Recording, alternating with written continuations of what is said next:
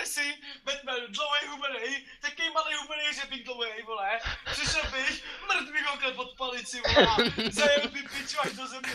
Kámo, já bych ti to kládou propleskal, vole. Já tě s tou kládou, kámo, propleskal. Tvářičky krám, úplně krásný. Kámo, já bych ti to narval do ucha, opět bych ti to rozerval mozek, víš co? Ty krávo. Taková ponorka bych ti udělal, vole, tam. A já? No, ty vole, ty to strčíš maximálně do té dírky od zámku, vole.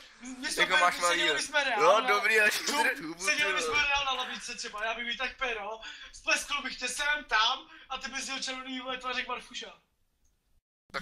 Tak to bylo hodně suchý tady to. Tvůj táta je suchý jak na dno, vole. Tak to bylo taky suchý. To bylo suchý, to opravdu. Kámo, tvoje máma je tak pustá, že když vyjdeme do té pláštěnce, tak za ní volám taxi. Tak to je pěkně starý, vole. To je hodně starý, no. No to je právě nový, vole. Ale Batman se tomu směje sám. Jdu spát. To je ranket? Ne, vole, tvoje máma je ranket.